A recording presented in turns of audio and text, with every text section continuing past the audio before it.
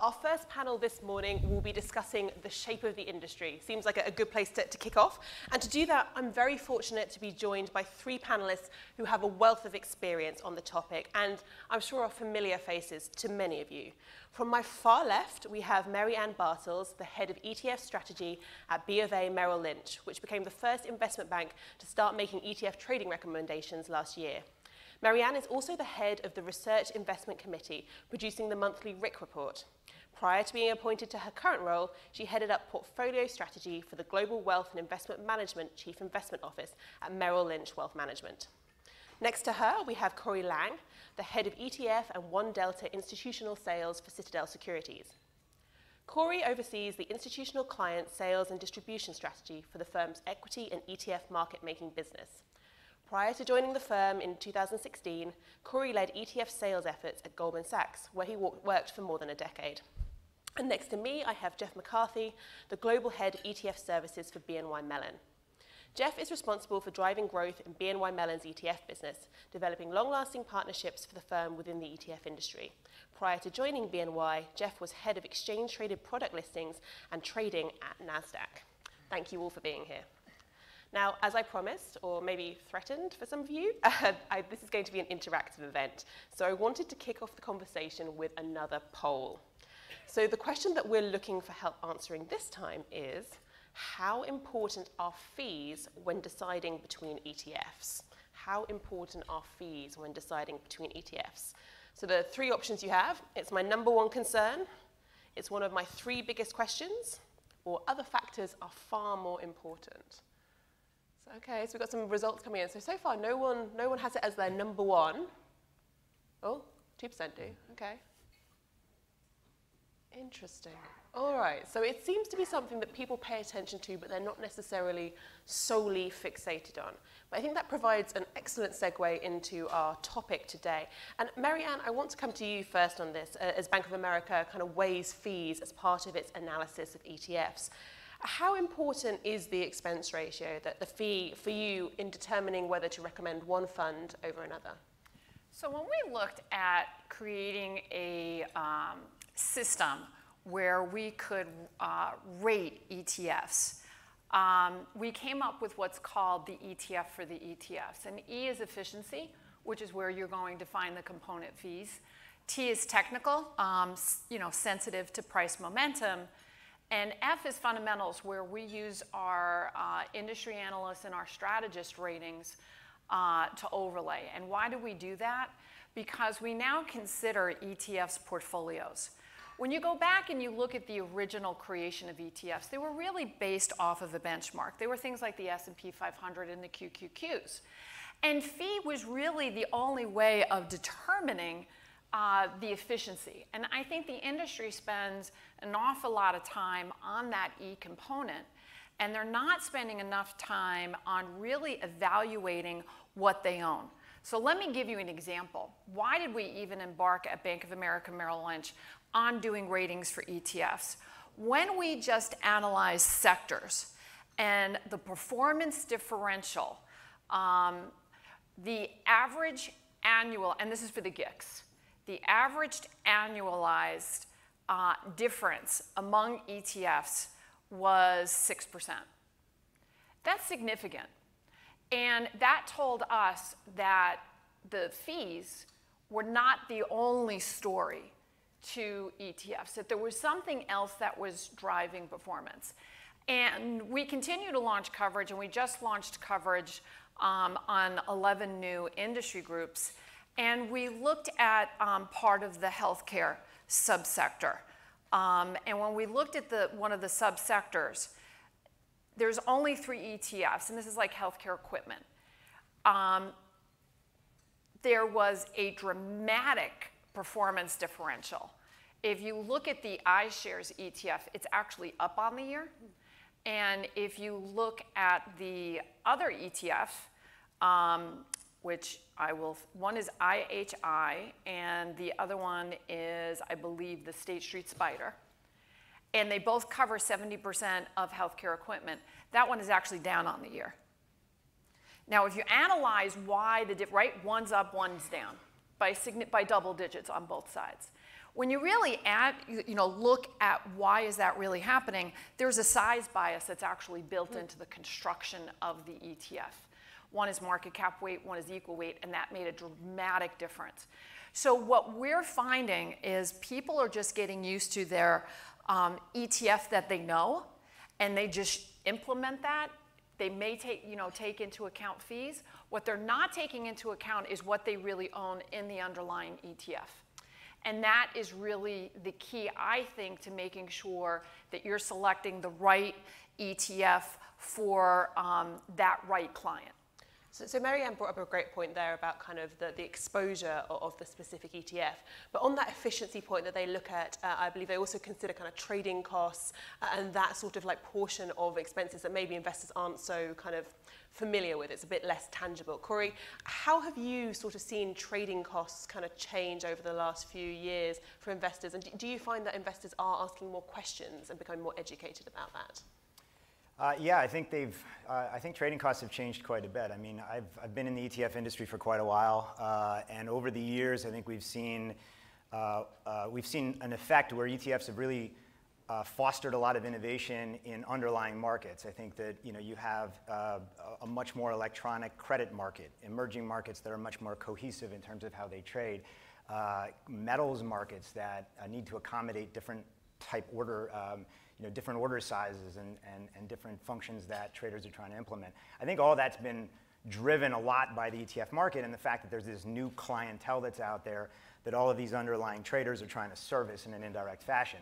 But what's been more interesting over the last few years, I think, has been the ETF trading itself and how that's, for all intents and purposes, flattened a little bit. 10 years ago, you could pretty much count on if you used one of Marianne's examples and you took sort of not the most popular ETF in a particular asset class, but one whose construction you just liked a lot more, that had perfectly legitimate underlying liquidity, but the ETF itself didn't trade a ton.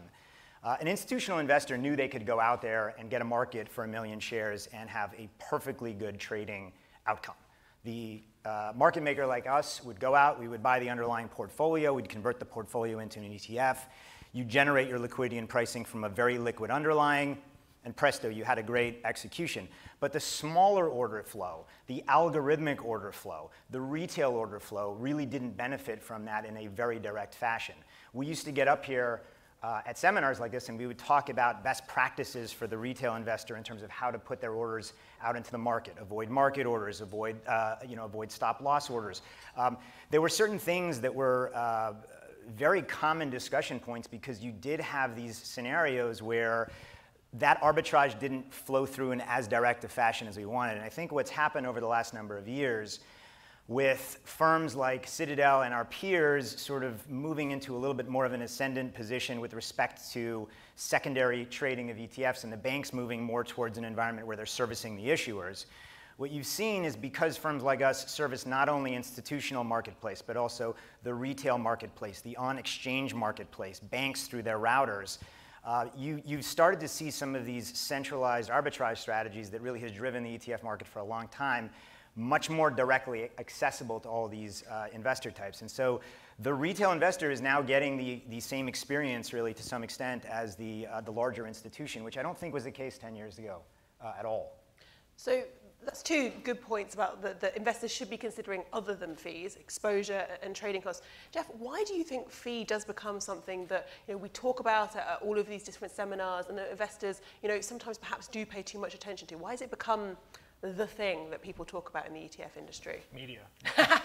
But it's always our fault. But I do agree. I mean, fees and the cost of ETFs become a topic, right? That's debated. Everyone likes to write about or talk about the fee war. When's the next, 1 basis point expense ratio product going to come out? When is the zero ETFT are going to come out?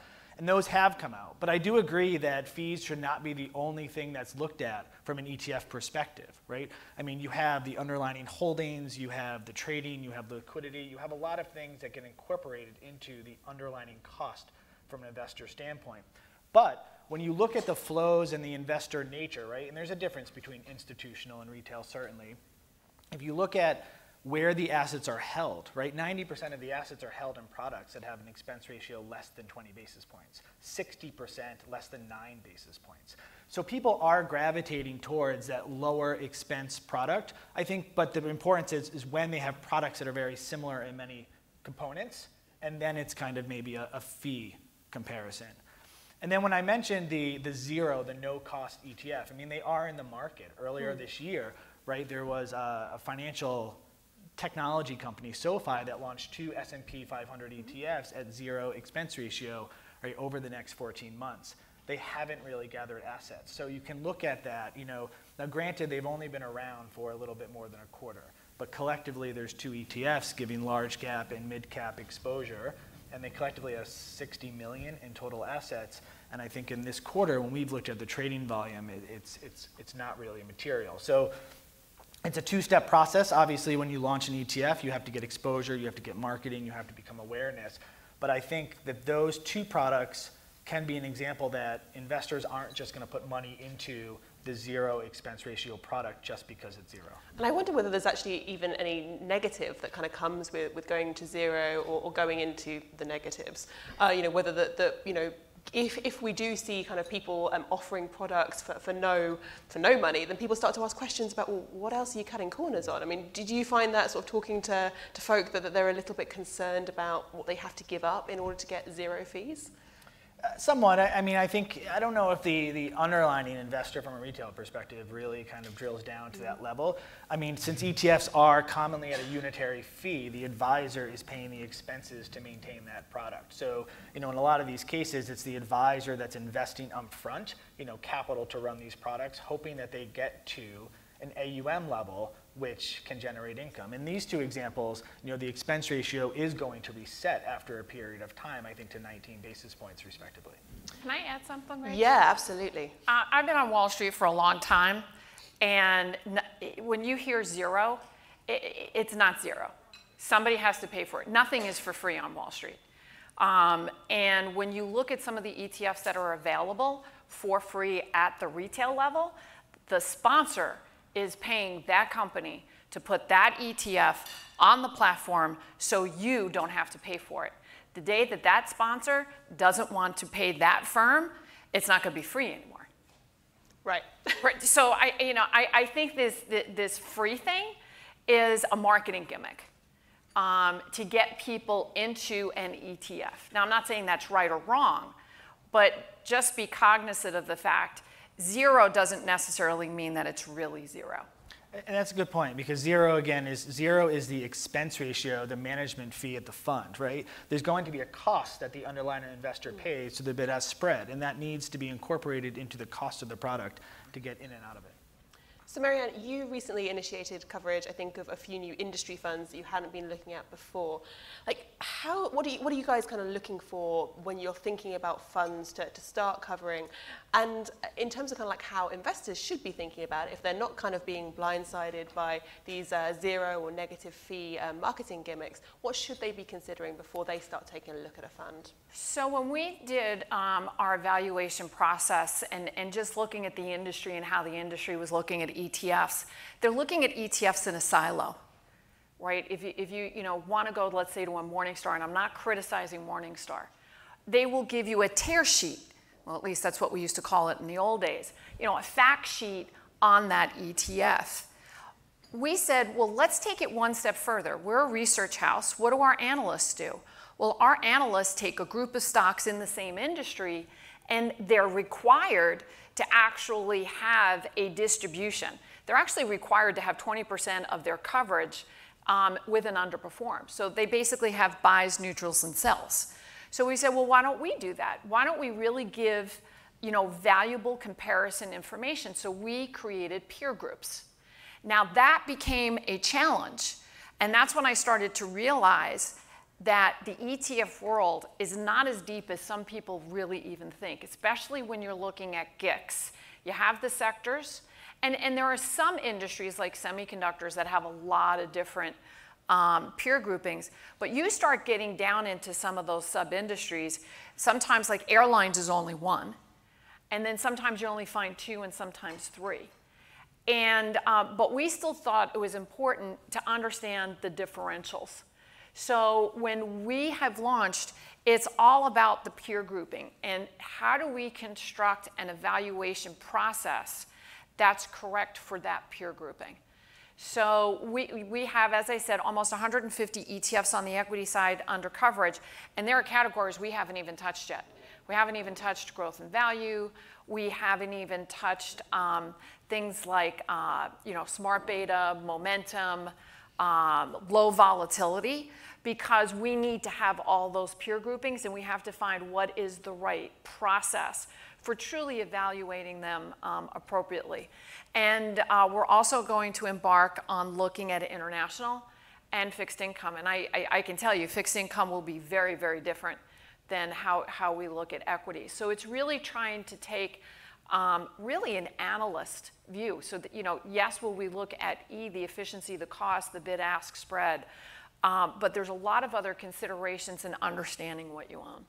So Cory, when an investor is thinking about getting into a product for the first time, they want to buy a significant position in a fund, what should they be thinking about before they kind of take that plunge? I used to have this really, well, I still probably do, I just don't have it here, but I used to have this really simple graphic that was literally 2 bars, and it couldn't possibly have been simpler, but people looked at it and they're like, I actually do have this upside down. Every organization that I know of pays their portfolio managers and analysts more than their traders. I'm a trader by background, so it's self-deprecating, but it's true. If your organization is structured properly, that's really where the value is getting derived. It's by the selection of what your investments are. The trader's job is to implement and to minimize slippage, and if you have a fantastic trader, generate a little bit extra alpha. But organizationally, the portfolio manager and the analyst function is really where you're going to be deriving your long-term alpha, and that's what's going to make you succeed or not.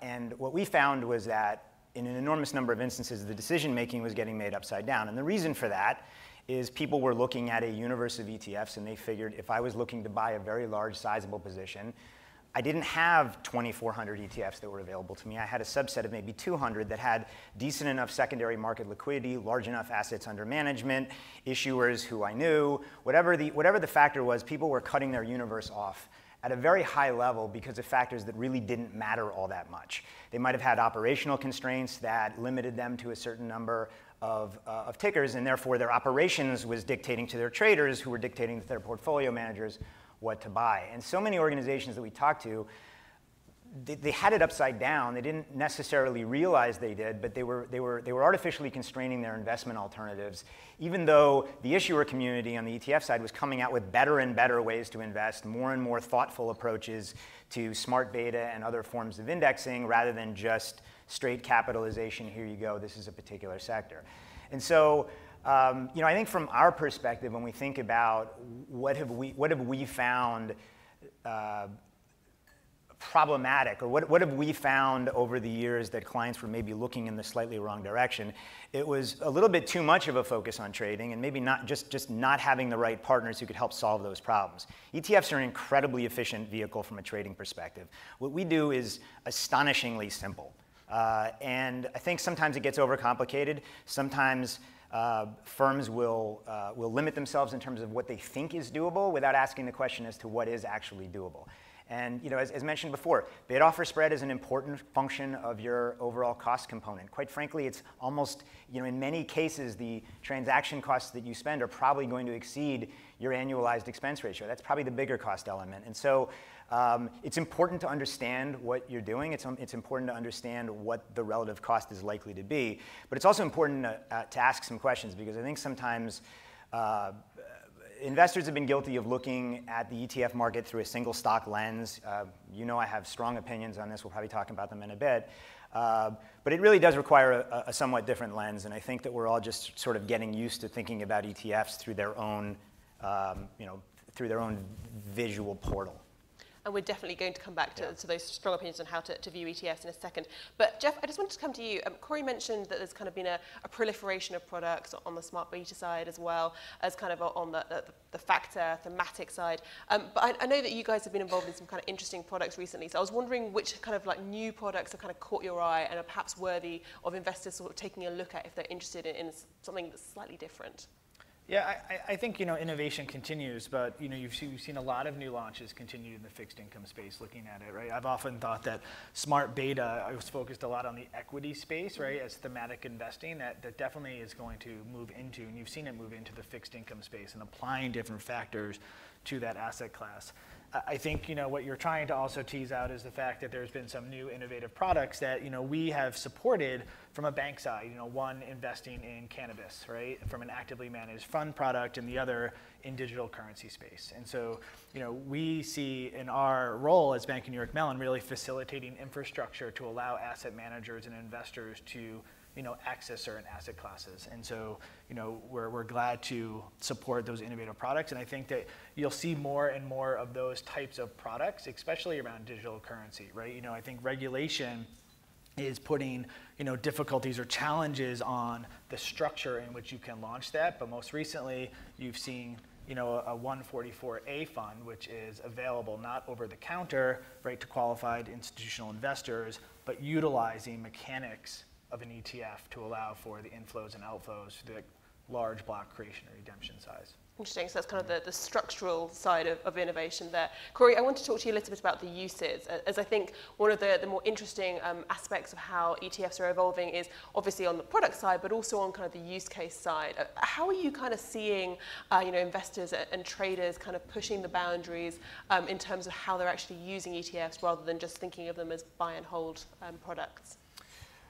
I would actually answer that sort of backwards from the last point you made. I think what we used to see is retail investors used ETFs as buy and hold products, and institutional investors generally use them as transitory products, whether it was sort of, buy an ETF while I'm figuring out which 4 stocks in this particular index I'd like to own, use ETFs as sort of a small cash sleeve that I have available to me that allows me to, sort of raise and liquidate cash in a sort of easy way. I think that continues for sure, but we've actually seen both sides sort of adopt the other over the last little while. I think we're seeing retail clients start to use ETFs much more for very specific purposes rather than just set it and forget it for a long period of time.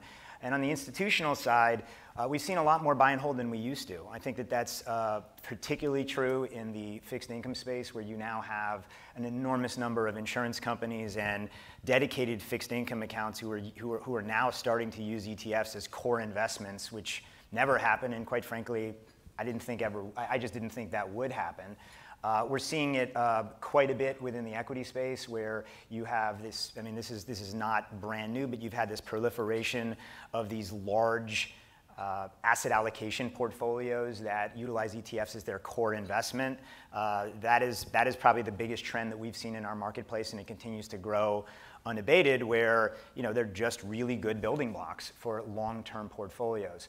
So we've seen a little bit of a difference in terms of how clients are using them. I'd say if I had to list 2 or 3 of the core uses that we see, I think the ETFs, as I mentioned, as building blocks to asset allocation portfolios is by far the largest use case we see.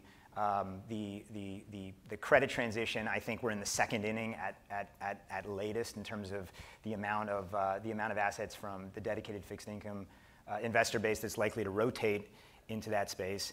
And then thirdly, I think during periods of extreme market volatility, ETFs are now the price discovery mechanism in the marketplace. ETFs on an average day trade about 25% of the consolidated tape in terms by value. On a highly volatile day, they regularly exceed 40%. And if you extrapolate out all the hedging activity on those 40% days that comes from desks like mine in the underlying stocks, it's incredibly reasonable to say that more than half of the volume that trades on very busy days in the United States is ETF derived. And I think that will continue to expand, and I think that the activity associated with it is really going to take on a myriad of forms. Yeah, and I think we have some regulations sort of coming out theoretically in the next month or so that may kind of help sort of push some of that along. I actually want to move on to some of the sort of structural shifts that we're seeing that are kind of helping ETFs along. And Marianne, you were actually kind of, I guess, at the forefront of one of these kind of shifts last year. There was a change in kind of the rules that allow brokerages to finally offer kind of buy-sell recommendations on ETFs, kind of like stocks, which is interesting potentially. But I was kind of curious, how how the industry has actually responded to those buy-sell ratings. It's something that's a bit new for them to kind of digest. So there was something that was called the FAIR Act that was passed that allowed broker-dealers to put recommendations on ETFs. We weren't allowed to do that before because the SEC considered ETFs IPOs because they could be created and redeemed throughout the day. So that law has changed. We're the first ones to come out with rating changes. And I'm going to be honest, the industry is dumbfounded by what we're doing, and they don't understand why we're doing it. Now, financial advisors understand it, but they're even confused because we have a chief investment office that has a due diligence department that also puts out an approved list. So they're trying to understand the difference between what the CIO office is doing and what we're doing. And essentially the difference is our CIO office looks at efficiency only. But in addition to that, they'll talk to the companies, to the issuers, plan sponsors. They want to understand, is that a good business and a survivable business where we want to be putting our clients' monies? We don't do that. We just look. Our requirement by the SEC is that we have to look at a minimum of 75 million in assets. So we adjust that to 100 million because once it drops below 75 million, we have to drop coverage. So we want to give a little bit of a cushion.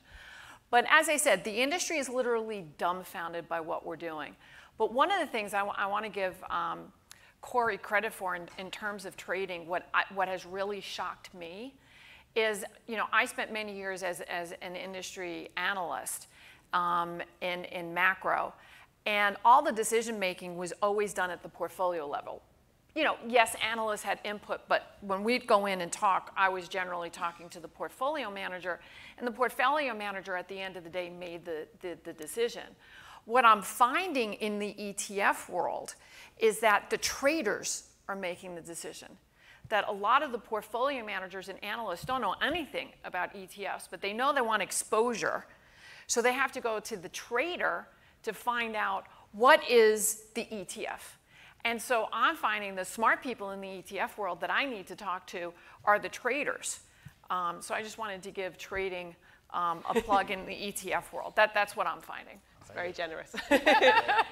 Well, I alluded to the fact that there are more structural changes coming. Jeff, I know you've been following what we kind of generally call the ETF rule that's going to be out theoretically according to the Federal Register later this month. What are you expecting, and how's that going to change the experience for the investor? Yeah, I think it looks at various aspects, but I think most importantly, it looks at, and was touched upon, an ETF is governed by two different agencies, right? If it's a registered 40 Act ETF, it's governed by mutual fund law. Because it's listed and traded, it's governed by equity law. And there's a bunch of restrictions that have developed over time that these products adhere to. And there's inconsistencies in the market too between who got early approval to launch these products and who got later approval. So I think, our view is, the ETF industry, and on the survey earlier, it was interesting, right? I think the majority of people here were in the 5 to 10 trillion dollar range in 2025. I probably personally would put it in between the 8 and 10, so I guess I would fall in that middle range as well.